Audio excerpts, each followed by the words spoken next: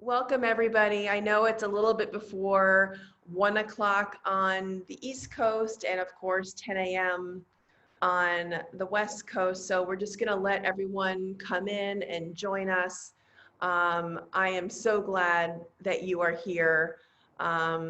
We will get your questions answered. We will provide helpful resources and information for planning virtual memorials, and we will get started on time. So I'm going to give it one more minute. We had so many people register.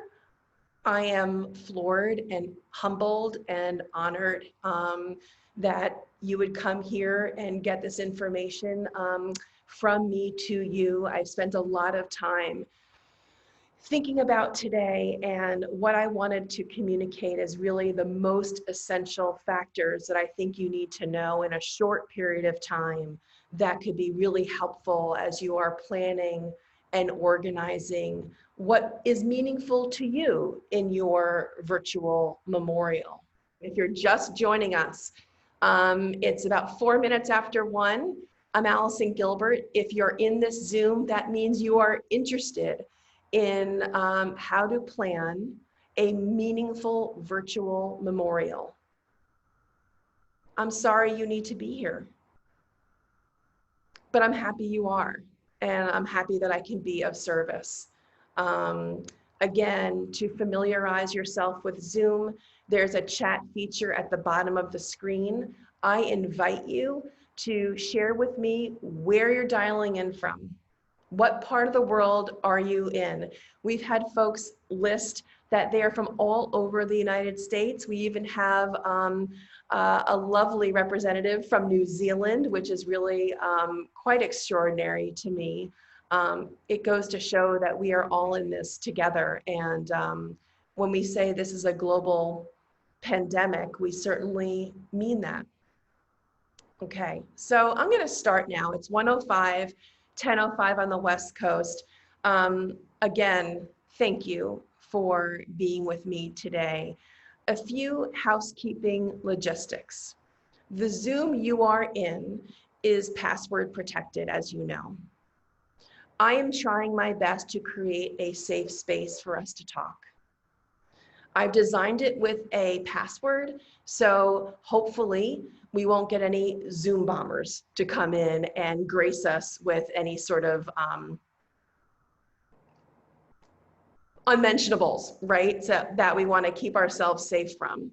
So what I'm hoping is that given this collective virtual safe space that I've hopefully created, you can feel able, you can feel willing, you can feel safe to ask whatever you need to ask in the chat or when we open the mics later on, and you could feel like we got your back. This is hard stuff, and it's certainly unprecedented, right? So we are all figuring this out together, and some of us in this group may be further along. And so we even might learn from you, and I would love to be privy to what you know, right? This is a dialogue that I would hope to have. So again, in the chat, please keep your questions coming. As a part of housekeeping, there's a couple of things first. I wanted to introduce you to my partner in crime. Her name is Grace. Grace, can you wave your hand? Okay, great.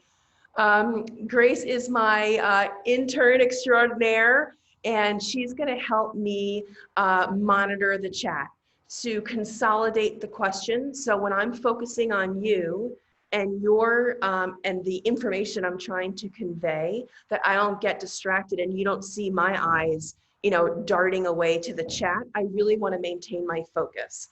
What I've asked Grace to do is to really look at the chats and to see what are the themes that are bubbling up and how can I be most helpful to the most people during this short period of time. So welcome again. This is hard. This is a tough topic. Many of you hopefully have met me before, either online through other events or maybe with in-person talks that I've given. Maybe it's through the books that I've written and you've read one or more. But I wanted to just introduce myself and give you a little bit of my street cred. about why I think I'm worth listening to on this topic. And again, I don't know all the answers. And certainly within this short time frame, I'm not even going to be able to share all that I have up my sleeve to be helpful. So I hope this is a taste of who I am. I hope this gives you a flavor of the information that is out there so you can get more under control, not completely in this short period of time, but more. So my goal is for more and not all. So just so we all have the same expectations. My street cred, just as a brief introduction, is that I lost my mother when I was 25, so just out of college. I had just graduated. I was just launching into my professional life. I wasn't yet married. I didn't have kids of my own. So I really felt that I came into my adult life really unmoored, not having my mother there as that adult guide. Shortly thereafter, as a working journalist in New York, I was dispatched to 9/11, which was, of course, as if you're old enough, on a Tuesday. And that Friday, unrelated to 9/11, my father also passes away, and he died of cancer. So I've been through a whirlwind of loss. And that's not even counting my parents' siblings, and then my parents' parents, all of which fell on me as the young survivor of all of this loss to move on and to figure out those channels by which I move forward. This personal experience gave birth to a complete transition in my career. So I had been a working journalist working in newsrooms, CNN and MSNBC, working on news of the day, politics. This election would have been what I would have been covering. It was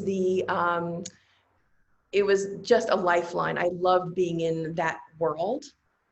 Not so much after my losses. That was the pivot. And I became much more interested in using those skills, the research, the writing, to really talk about grief and loss. That's it about me. I just wanted you to know from where I come. And if you have more questions about my background, I sit on a few boards now. I've written a few books. That's enough about me. And I really want to just turn the tables about why you've come here today. This is urgent stuff. I just went online before we went live today to find out the latest statistics about where we are as a world with death due to COVID-19. And here's where we are. It's kind of, it's just eye-opening and dumbfounding all at the same time. 702,000 people have died worldwide. Just take that in for a second, 702,000 plus. And in the US, it's 156,000. Those are the latest stats that just came today. I went to the World Health Organization website just to ground us a little bit, to know that we may be 200 plus people who registered for this event, where so many people on this call today.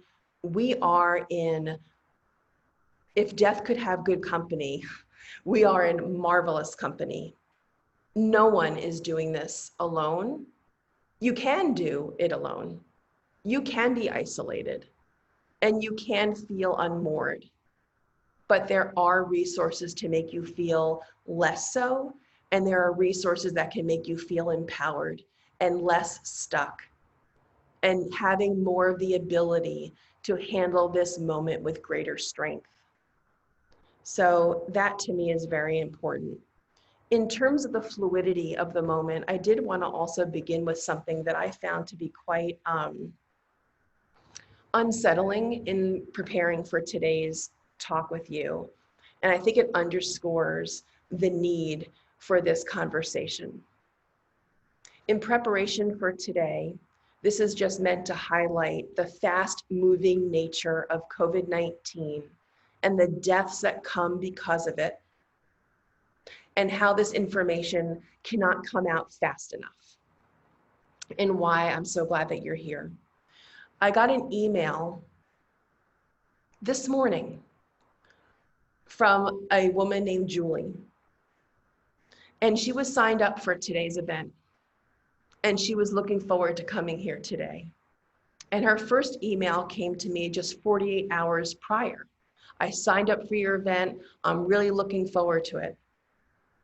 The next email was, my uncle has already died. It's too late. We're already planning his memorial for this coming weekend.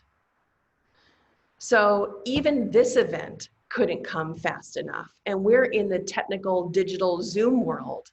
And so I'm sensitive to the moving pieces. And I'm recording this, and if anyone needs it post, it will be made available. And to Julie, who is not on this call today, because this could not get to her fast enough, I have your back. You've been in touch with me. I'm an open book. I will email you this link personally, and there will be other opportunities for us to get together. So I understand that this is pressing for all of us on this call, but for different reasons. So in March, I was asked to join the Global COVID-19 Relief Coalition. This was about 100 or so professionals who are all invested on a day-to-day basis with death, grief, dying, end-of-life issues, all coming at COVID and how we are all managing death and saying goodbye to our loved ones during this time where we cannot be with our loved ones if they are dying of COVID-19. Those same leaders who were involved with the Global COVID-19 Relief Coalition, the first resource that I do want to mention to you right off the bat, just yesterday, a new website is now available from one of the folks who are involved in that Global 19 effort, and it's called the End of Life Collective. Grace is going to put the link into the chat so you can have it. The End of Life Collective literally just launched yesterday, which was a wonderful coincidence to this Zoom that I'm able to pass it along to you. And as it sounds, it is a clearinghouse of information that you can have at your fingertips. Resources, practitioners, companies, independent organizations, nonprofits, whatever you need in this space. And this will be growing, and it's obviously live and it's on a website, so of course it's going to be updated. But I highly encourage you to look at that resource that just launched yesterday. That is called the End of Life Collective. As part of my work with the Global 19 Relief Coalition, we released a white paper, which is just kind of industry speak for like, what is the best thinking right now about virtual funerals, virtual memorials right now? That white paper, just so we can get this right off the top so you guys can get these links, that is also free and fully downloadable. Grace is also going to put that link into the chat. I was proud to be one of the editors of this incredibly rich document. What's helpful about this free resource that Grace will put the link on so you can get it, is that it lists resources that are, of course, available to anyone for the taking, and it takes the pressure off of you to kind of a la carte find the help that you need. That to me is what we are trying to avoid. The added pressure of feeling that you have to go here for one piece of information and there for another piece of information and feel like there's this other burden that is now on your shoulders in addition to grief, in addition to loss and your sadness and your anger and your resentment for this COVID. And there's one less thing on your shoulders to go where the resources already have been curated. So I wanted to avail you to both of those resources right now, which are free. I do want to boil down for you, maybe 5, I think 5, I'm going to go with 5. Maybe there's a bonus of 6, we'll see how we're doing with time. My 5 most important takeaways from doing this work right now and planning and organizing virtual memorials. And again, as I'm speaking, if anything is confusing, If you don't really agree with what I'm saying, that's okay too. I'm not the only repository of this information. I'm open to having this dialogue. Please put in the chat what's going through your mind. And again, Grace is going to help me by consolidating and what's bubbling to the top that's either resonating or not resonating. So then this can be the most helpful session for you possible. So here are my 5 most important takeaways from doing this work so far. The first thing is that this can be incredibly stressful. And so I want to talk about stress. I want to talk about this panic that I think many people who email me feel, which is actually highlighted in that, if I went back to that email that I was just sharing with you, that this woman, Julie, said that I need to plan this and it's going to happen this weekend. That is the nugget that I want to talk about. It could happen this weekend. She may very well want it to happen this weekend, but it doesn't have to happen this weekend. That's the stress that I want to talk about. You are already going through a tough time with grief, no matter COVID or not. Grief is tough no matter when it happens. There is this added shell, this added layer that we are now also forced to confront, which is the tech side of virtual memorials. That can make all of our blood pressure kind of go up if you're not a tech person. And so if you are able to separate in your mind a funeral versus a memorial, those are different. A funeral is an event that may have to happen within a certain period of time because of a certain religious background that you have. A memorial is not so time-bound. So let's separate the definitions first of all. A memorial, by definition, gives you some breathing room.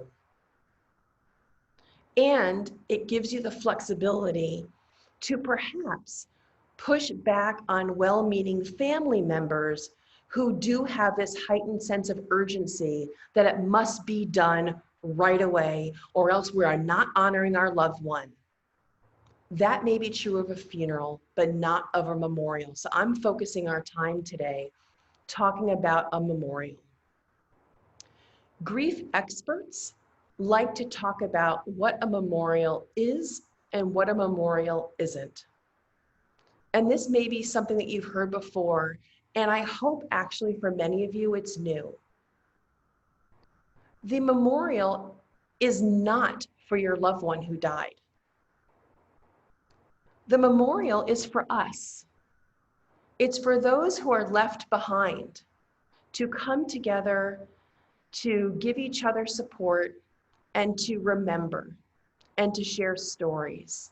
And if it was a perfect world, to give each other hugs and kisses and support. So let me say that again. Grief experts agree that funerals and memorials are actually not for the dead. Your loved one has already died. They do not care if you have a memorial today or tomorrow.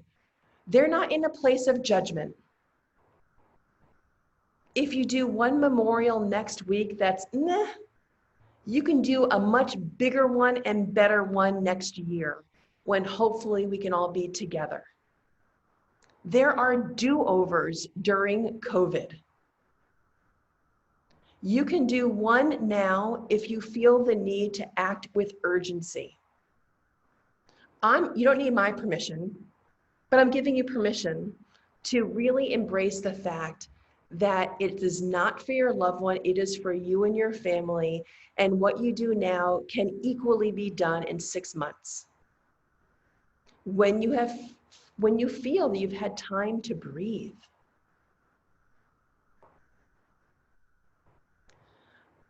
That comes with some measure of guilt.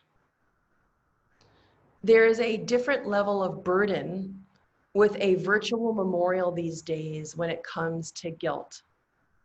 This is an odd time to be having this Zoom conversation. It's the 75th anniversary of the atomic bombings of Hiroshima and Nagasaki. And the reason why I'm bringing that up is that I just read, it's over there, it's on my table, it's a book about the lingering effects of the atomic bomb to the survivors. Another time where people felt powerless, another time when there was mass death. And the guilt that came with the survivors of those two atomic bombings is enormous, according to the research. I wasn't home, my whole family was killed. Why wasn't I one of the ones who died? Likewise, I think there is a parallel between now and COVID. Why have I survived, but my mother died?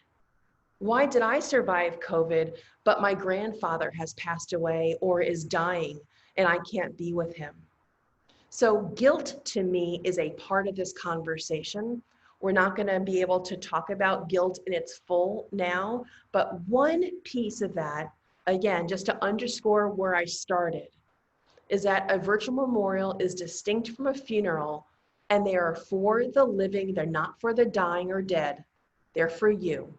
And you get to decide how urgently you need to put together this celebration of life for your loved one.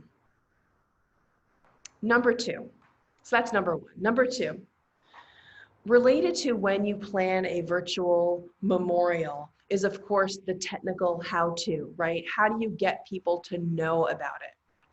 Of course, you can send an email. That's totally great. But in keeping with my tone, if you know where I'm coming from, the first email I would send to let your family know is a save the date. It's not every single nut and bolt. It's not exactly when the virtual memorial is going to be. It's not exactly what to expect. It's not the exact time. You know, maybe it's like, we plan to do a virtual memorial, I'm making it up, in October. More details to come. Lower the pressure. You've sent out a save the date.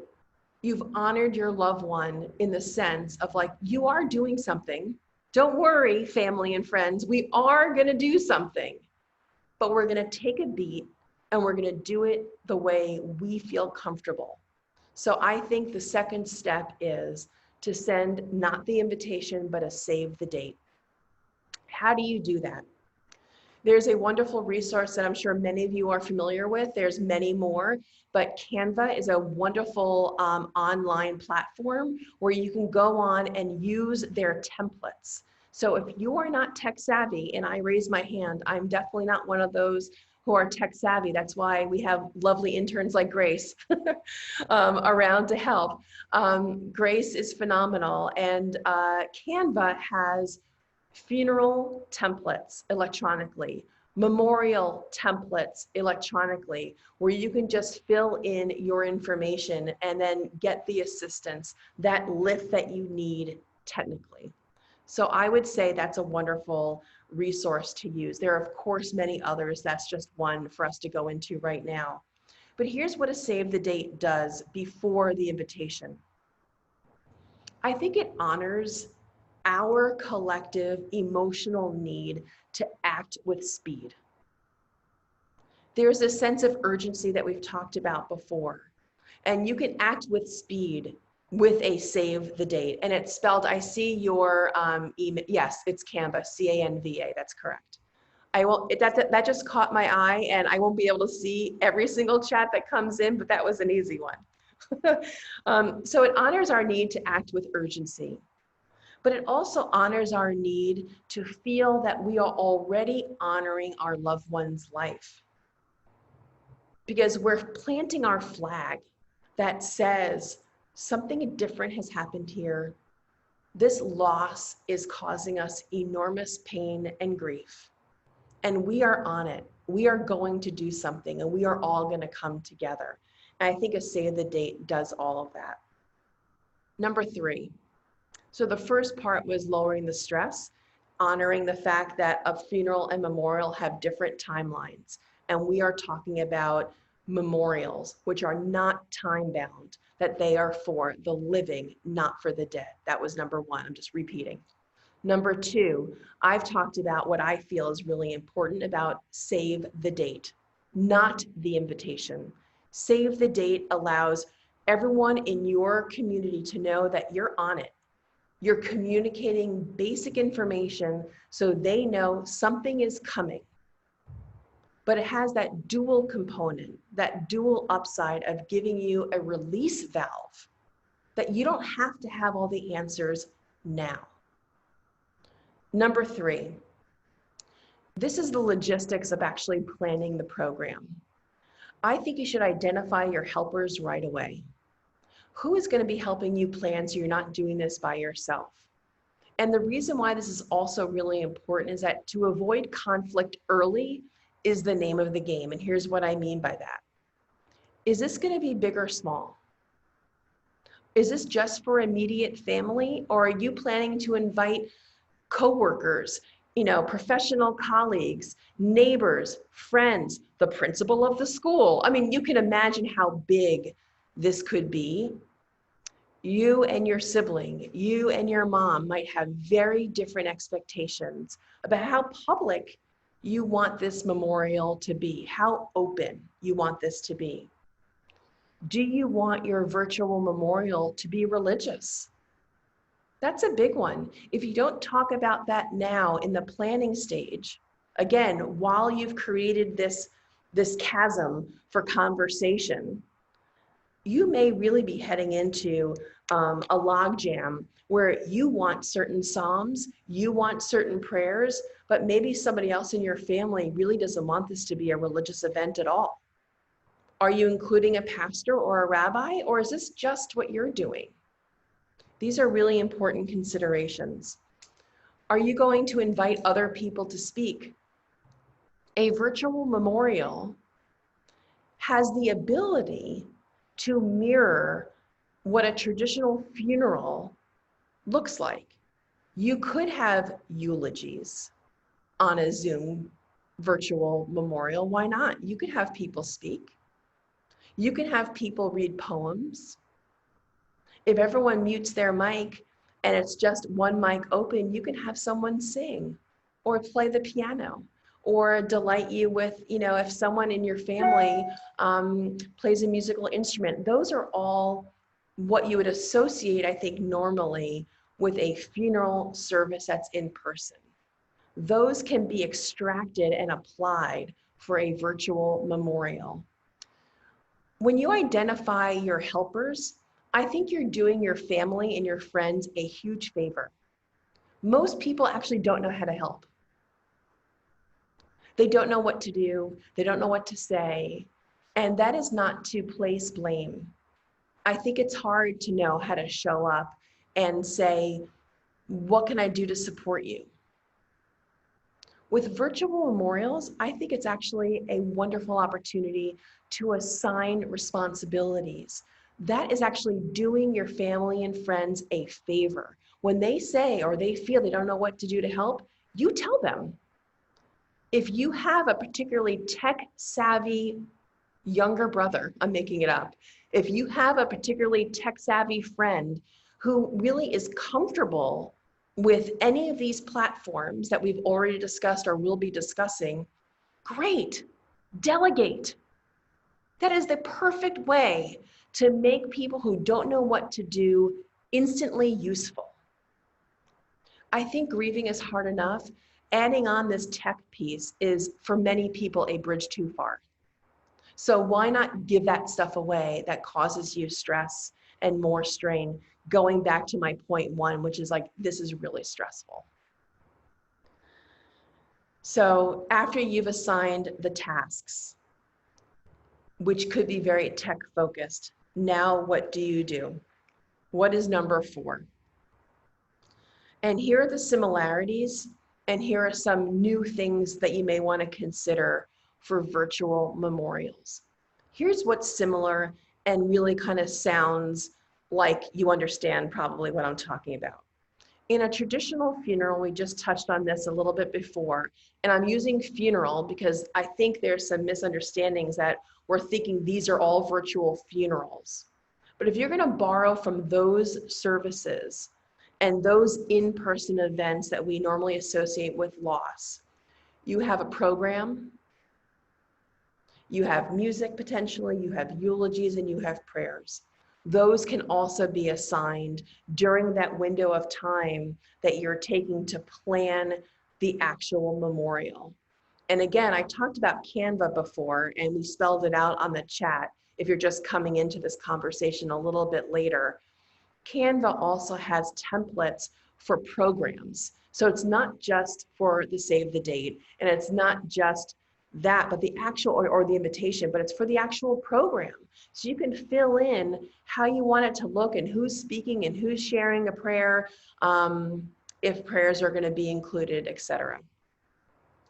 Here's where there's opportunity to make your virtual memorial different than something that we would normally associate with it being traditional. And in some ways, can I say this, better, somehow amplified, somehow richer? Go with me here just for a little bit and you tell me if any of this resonates with you. What's wonderful, if you want to use that word, with a virtual memorial, is that you can record it and you can share it later with your family and friends. And so Zoom, if you're doing your virtual memorial on Zoom, you can share that link when it's over with your family and friends, and you can keep watching it. You can keep replaying it. So do you ever been to a memorial or a funeral where there was this wonderful eulogy and you wish you had a copy, but maybe it's really hard to get and you didn't really know who that was who was speaking? I think in a way, this allows us to have this wonderful enduring recording. And I think Zoom makes that particularly easy, but of course there's other platforms. I would say with Zoom too, the other really wonderful quality that really becomes this enduring legacy of this memorial is that in the chat that you see here, you can also save that chat. So if there are feelings and conversations and memories that are coming up, you can save that chat. I also would say two more things about this. Be really specific in your language surrounding Zoom. Make sure people know that their mics are going to be muted, and make sure if you want to, that you say at the end, if you want to stay when the memorial is over, we're going to unmute your mics. Join us for a virtual reception afterward, where we're going to unmute your mics and make sure you can engage in conversation and then have that dialogue. I'm going to go through the fifth step and then I'm going to open it up and stop talking and answer your questions. But the fifth step I think is really one of the most important, which really helps us take the best parts of an in-person event and translates this into Zoom, which is to schedule time slots for conversation with friends and family. A Zoom memorial or any sort of online memorial is wonderful to do. We've talked a lot about that already. But you can heighten that by having, let's say, calling hours or having a Shiva, let's say, but you can schedule people in time slots so the grieving family doesn't get overwhelmed by the quantity of people who are joining at any one given time. You can use Google Sheets. You can use an Excel spreadsheet. You can assign 15-minute slots per person who wants to come and talk with you one-on-one, or maybe it's family to family. This gives some level of intimacy to an otherwise virtual, perhaps very unwieldy experience. You can use a calendar app to help you schedule those slots. Again, you can do your friend a favor and give them the task. Hey, I heard about this. I went to this free Zoom and the author, Allison Gilbert, talked to me about how I can make this more intimate by scheduling people to go in a queue and to only show up on Zoom when I want to talk to them. There's a great website called Groovio. Have you guys heard of this? G-R-U-V-E-O, Groovio. They help you do, it's a video conferencing tool that mimics how people line up at the end of a memorial or a funeral to greet the family in a virtual way. So you as a family can then just take in one person at a time. Oh, that was 5. I know I've been talking a lot. It's about 1:40 here in New York and it's 10:40. I promised you time to ask Allison anything. I know we've only hit on 5 different, what I've distilled as being 5 really important takeaways for planning a meaningful virtual memorial, but I know you likely have your questions and I'm here and I would love to answer them. So Grace, I would love to again introduce Grace, who's been helping me by going through these chats, and please tell me what you've seen and what I can maybe answer. Thank you, Allison, and thank you for those 5 tips. So we've been getting a lot of questions via email, so I thought I would start with one of those while everyone is getting their questions ready in the chat. That's okay.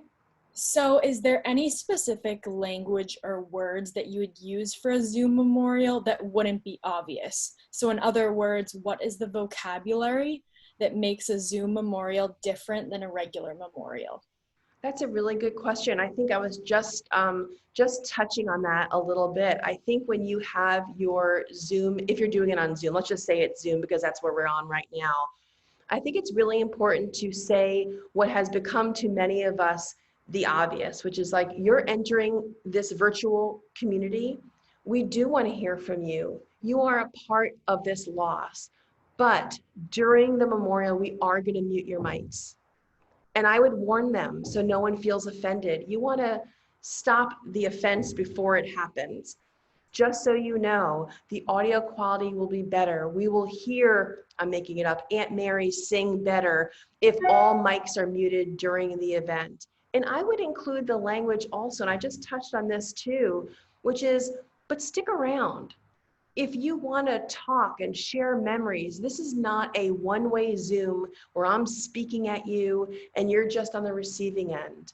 I want to hear your memories too, and we're going to open up mics if you want to stay around longer, and we're going to talk together. And I would add, Grace, too, about that, which is that last, that platform that I was telling you about just 2 minutes ago, that video conferencing tool called Groovio that allows people to have more intimate one-on-one conversations. And just to clarify, how do you spell Groovio again? Yeah, G-R-U-V-E-O. Great. I'll send that. But also, I would say, I mean, I don't know Groovio. I've come across this as a resource. What you can equally do, use an Excel spreadsheet or use a Google Sheet. Anything that you can do to organize time, 10, 15 minutes. And again, if you have friends who don't know how to help you, I would hand that off. Great. So another question, Ginger is hosting a virtual memorial for her sister later this August, and she wants some tips and help. If you had one piece of advice regarding how to get this right, what would your main takeaway be? Well, I'm sorry about your sister, first of all, and I thank you for joining us today. It's a good question. I would say I would go back to the number 1 on my list, which is give yourself some grace and lower your stress by not doing anything immediately, grieving for quite some time, making sure that you've honored that sadness and that loss before you completely pivot to planning and executing a virtual memorial. Press the pause button with that save the date that I was mentioning to you before. I know that sounds odd for that to be my number 1 tip, but again, these memorials are for us. They are not for the one who died. There is no urgency. These are for the living, which includes you. And your sister would want to give you that hug to say, don't worry, it doesn't have to happen this weekend. I think it's 1:45. We have maybe a couple more, Grace, maybe 2 more. Sure. We've been getting some questions about how to incorporate a slideshow online into a virtual memorial or some pictures? Do you have any advice regarding that? Yeah, so if you've been on Zoom, you can always, share your screen, right? So that's a wonderful way to do that.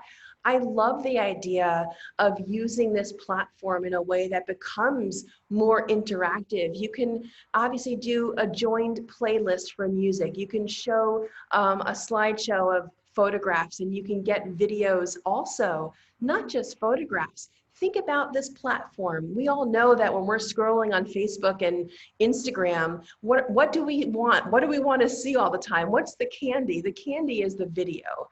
And so we are creating something that's online. And to encourage your family and friends to record a video that you can then play during your virtual memorial, that would be lovely.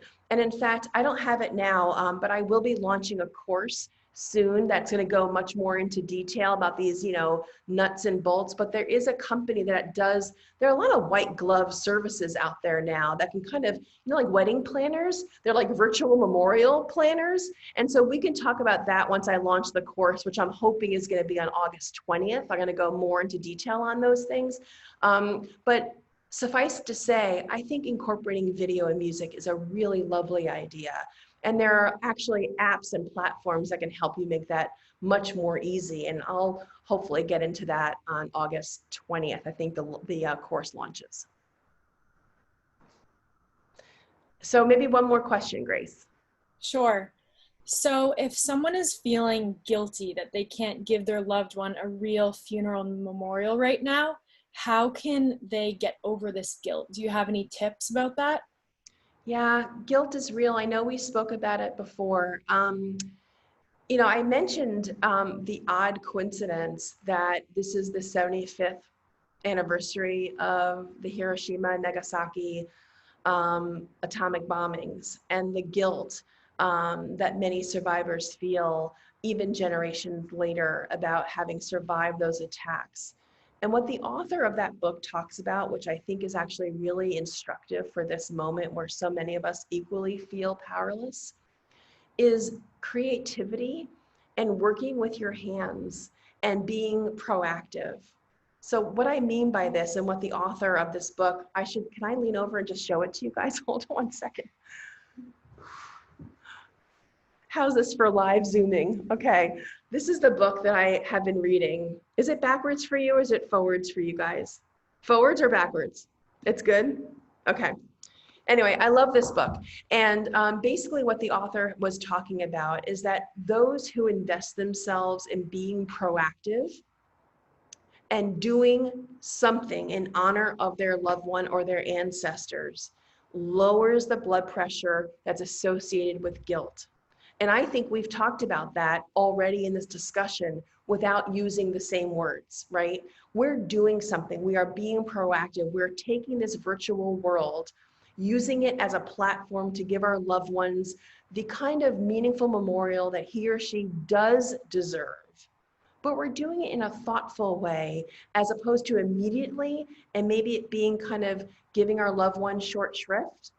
If we take our time and save the date and do it thoughtfully, if we give away tasks and we anoint our friends to be in charge of tech or to gather the video tributes for us that we can then play into the virtual memorial, I think we're doing our friends a service because they have something to do, again, that proactivity. And then we are also being proactive, which can really, I think, alleviate a lot of guilt. I hope that answers that question. And we're coming up on 10 minutes left. I'm very sensitive to everyone's time. I do want to thank you for taking the time to join me. I know I'm new to many of you. I'm grateful that you spent this time with me. I'm an open book. You can really reach out to me, Grace, if you want to put in the chat my website, all of my social media handles. I'm responsive. I hope the people who are on here who do know my work, I am really an open book. I love being involved in this kind of genuine, heartfelt conversation. My real hope is that this has been useful. clearly it hasn't been perfect.